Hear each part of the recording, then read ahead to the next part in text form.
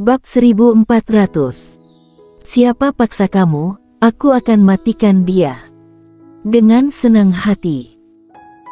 Warrior yang suaranya terdengar, orangnya langsung menghilang di tempat, dan ketika muncul kembali, dia sudah berada di depan Arifman, dan Arifman jelas sudah siap, dan langsung meninju.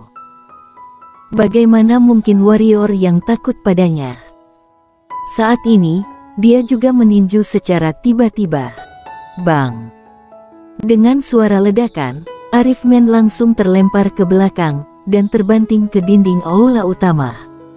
Bang! Seluruh aula bergetar hebat. Warrior yang sedang berkelahi dengan Arifman juga mundur beberapa meter jauhnya. Warrior yang melihat tinjunya, lalu memandang Arifman dari kejauhan, agak kuat, tidak heran kamu percaya diri. Detik berikutnya, dia menembak ke arah Arifman. Dia tidak suka membuat masalah, tetapi itu sering terjadi, hanya karena kamu tidak suka membuat masalah bukan berarti masalah tidak akan datang kepada kamu. Dia menembak karena Arifman ini menghina Putri Kaisar. Ini benar-benar tidak bisa ditoleransi olehnya. Ketika warrior yang muncul kembali, dia sudah berada di depan Arifman. Tanpa basa-basi, warrior yang membantingnya dengan pukulan. Batasan maksimal. Meninju keluar, kekuatan mengerikan keluar dari tinju warrior yang. Di bawah kekuatan ini, Arifman langsung terbanting ke dinding lagi. Bang! Segera setelah itu, dengan suara keras, Arifman langsung menabrak dinding di mata semua orang, dan kemudian terbang keluar. Dan warrior yang tidak berhenti, dia langsung bergerak ke kejauhan dan mengejarnya. Dan pada saat ini, pria lain dari planet barbar akhirnya kembali ke akal sehatnya, dan dia dengan cepat bergerak ke arah warrior yang mengejar. Weng! Dengan suara pedang, cahaya pedang tiba-tiba menyerang dari luar aula. Cahaya pedang melintas di arena. Pria dari planet barbar yang akan membantu terbang dengan aliran darah langsung dari lengannya. Melihat adegan ini, wanita di sisi lain yang akan menembak tercengang. Tidak hanya wanita itu, tetapi semua yang ada di arena tercengang, kecuali Putri Kaisar. Meski ucapan Arifman tidak sopan, mereka tidak menyangka warrior yang berani menembak secara langsung. Kali ini Arifman bertiga mewakili planet barbar. Sebelum semua orang kembali sadar, warrior yang tiba-tiba berjalan ke aula, memegang seseorang di tangannya, itu adalah Arifman. Arifman tidak mati, tetapi dia sekarat, seolah-olah dia bisa mati kapan saja. Warrior yang membawa Arifman yang sekarat itu kepada Putri Kaisar, lalu melemparkan Arifman ke hadapan Putri Kaisar. Aku juga tidak pernah menarik kembali kata-kata aku, jadi aku tidak bisa mengajari kamu, tetapi aku percaya sekarang kamu seharusnya tahu caranya untuk menarik kembali. Ayo, lakukan sampai aku puas. Warrior yang. Pada saat ini, wanita dari planet barbar di kejauhan tiba-tiba berkata, apakah kamu tahu apa yang kamu lakukan? Kami mewakili planet barbar, kamu melakukan ini, kamu. Diam. Warrior yang tiba-tiba menoleh untuk melihat wanita itu, aku tidak ingin mengobrol denganmu, katanya sepatah kata lagi, aku akan memotong lidahmu. Wajah wanita itu pucat, dan tubuhnya sedikit gemetar, tetapi dia tidak berani berbicara. Warrior yang di depannya jelas-jelas tidak takut dengan planet barbar, jika dia terus bicara hanya mencari kematian. Warrior yang mengabaikan wanita itu, menatap Arifman di tanah dan berkata, aku hitung 3, jika kamu tidak dapat menarik kembali apa yang baru saja kamu katakan, aku akan memenggal kepala kamu dan menendangnya seperti bola. Mendengar kata-kata warrior yang, Mordia Zuang di samping sepertinya ingin mengatakan sesuatu, tetapi pada akhirnya dia tidak mengatakan apa-apa. Dia tentu tidak ingin warrior yang membunuh Arifmen ini, lagi pula, Arifmen ini mewakili planet barbar saat ini. Awalnya, planet barbar sedikit berniat jahat pada planet Tianyun, dan sekarang membunuh Arifmen, bukankah itu hanya memberi alasan untuk planet barbar? Namun, dia tidak mengatakannya, karena warrior yang jelas sedang marah saat ini, dan tidak ada gunanya baginya untuk mengatakannya. Satu-satunya yang bisa membujuk warrior yang adalah Putri Kaisar. Jadi dia melihat ke arah Putri Kaisar. Putri Kaisar tentu saja mengerti dampaknya, ketika warrior yang hendak menghitung, dia melihat ke arah Arifmen di tanah dan berkata, "Cukup minta maaf saja." Begitu warrior yang mulai menghitung, itu berarti Arifmen tidak bisa hidup. Jika kamu sudah mengatakannya, bagaimana kamu bisa menariknya kembali? Dapat dikatakan bahwa ketika warrior yang mengatakan itu, dia sebenarnya ingin membunuh Arifmen. Melihat Putri Kaisar berbicara, warrior yang meliriknya, lalu tidak berbicara, tentu saja dia tidak akan membantah dan mempermalukan Putri Kaisar untuk hal sepele ini. Arifmen jelas tidak ingin mati, dan langsung berkata, "Maaf." Putri Kaisar berkata dengan suara datar, "Kembali dan beritahu orang-orang di planet barbar bahwa kami akan menyelesaikan masalah planet Tianyun sendiri.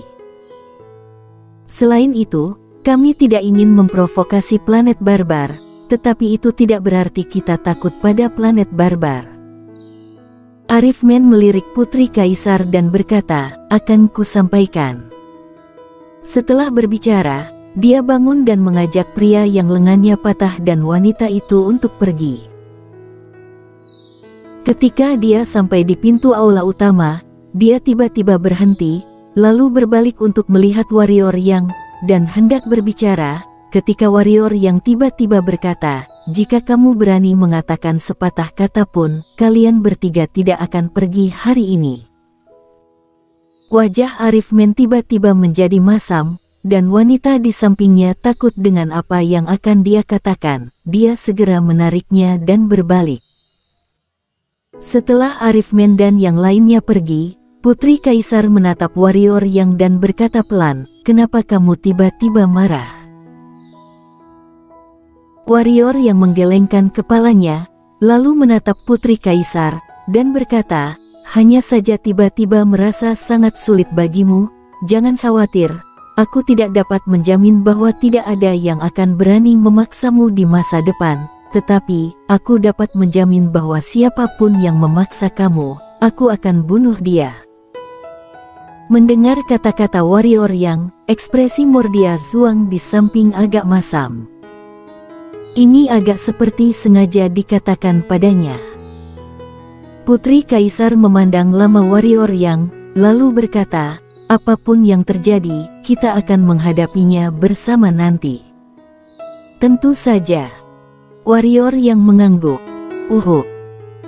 Pada saat ini, Mordia Zuang di samping tiba-tiba batuk ringan. Warrior yang dan Putri Kaisar benar-benar mengabaikannya dan Celena Kian, dia harus mengingatkannya. Putri Kaisar melirik Mordia Zuang, ragu-ragu, lalu dia menarik warrior yang ke Mordia Zuang dan Celena Kian, dan memperkenalkan warrior yang, "Ayahku dan ibuku." Tentu saja, warrior yang tidak akan bersikap kasar, jadi dia membungkuk sedikit kepada mereka berdua dan berkata, "Salam paman dan bibi." Melihat sikap warrior yang begitu hormat, wajah Mordia Zuang sedikit membaik, lalu mengangguk dan berkata, "Meskipun belum pernah bertemu, tapi aku pernah mendengar Wincy berbicara tentangmu sebelumnya. Sejujurnya, aku tidak percaya sebelumnya bahwa kamu dapat membantu planet Tianyun, tetapi ternyata aku salah penilaian. Sangat bagus, sungguh sangat bagus." Abaikan yang lain, warrior yang pasti termasuk super jenius, dia cocok dengan Putri Kaisar, itu benar-benar memenuhi syarat. Tapi yang sedikit dia khawatirkan adalah watak warrior yang mudah mendapat masalah. Untungnya, meskipun warrior yang sangat temperamental, dia juga sangat kuat. Secara keseluruhan, masih cukup puas. Pada saat ini, Korbat Nian tiba-tiba masuk dan berkata, "Penguasa kota, seseorang mengunjungi dan katanya teman tuan muda Yang." Mordia Zhuang memandang warrior Yang, kesadaran warrior yang terbuka. Setelah 1 detik, dia mengangguk dan berkata, "Biarkan mereka masuk." Korbat Nian mengangguk, lalu melangkah mundur. Setelah beberapa saat, di bawah kepemimpinan Korbat Nian, 2 wanita memasuki aula utama. Kedua wanita ini tidak lain adalah Liani Ye dan Feli Nangong. "Salam penguasa kota Zhuang." Feli Nangong memberi salam pada Mordia Zhuang dan berkata, "Selamat kepada penguasa kota Zhuang karena telah mengalahkan planet Tianmo. Jangan sungkan." Mordia Zhuang mengangguk. Feli Nangong sedikit mengangguk, lalu menatap warrior yang di sampingnya, dan berkata sambil tersenyum, "Tuan muda Yang, apa kabar?" Warrior yang tersenyum, dia secara alami tahu tujuan kunjungan Feli Nangong, dan sekarang dia berbalik untuk melihat Mordia Zhuang dan berkata, "Ini adalah nona tertua kamar dagang awan langit Feli Nangong, 3 master tingkat dewa lanjutan yang datang untuk membantu planet Tianyun sebelumnya adalah dikirim olehnya." Mendengar itu, Mordia Zhuang tampak terharu, lalu bangun dan memberi salam pada Feli Nangong sambil berkata, "Terima kasih." Feli Nangong tersenyum, penguasa kota Zhuang juga terlalu sungkan. Pada saat ini, warrior yang berkata, "Paman, Nona Feli Nangong ingin membuka toko di semua dunia planet Tianyun." Aku berjanji sebelumnya bahwa semua tokonya akan bebas pajak selama 30 tahun. Tentu saja tidak ada masalah. Mordia Zhuang berkata, "Hanya saja sekarang, kamar dagang awan langit kami hanya memiliki benua Tianyun ini saja." Semua diam. Pada saat ini, warrior yang berdiri dan berkata, "Aku pikir dunia yang hilang dari planet Tianyun sebelumnya, dan wilayah planet Tianmo, kita harus mengambilnya kembali semua." Mendengar itu, Mordia Zhuang tersenyum. Dia sebenarnya sudah lama ingin melakukan hal ini, namun saat ini kekuatan planet Tianyun telah merosot tajam. Dengan kekuatan planet Tianyun, dia tidak dapat merebut kembali dunia-dunia yang pernah dijajah oleh dunia lain sebelumnya, apalagi dunia milik planet Tianmo. Oleh karena itu, untuk mengambil kembali dunia yang hilang itu, satu-satunya cara adalah menggunakan kekuatan warrior Yang. Sekarang warrior yang mengatakan ini, itu berarti dia bersedia membantu planet Tianyun. Ada juga senyum di wajah Feli Nangong. Dia tidak tersenyum karena warrior yang akan membantu planet Tianyun. Sebenarnya, dia tidak terlalu peduli dengan kepentingan planet Tianyun sekarang. Yang lebih dia hargai sekarang adalah warrior Yang.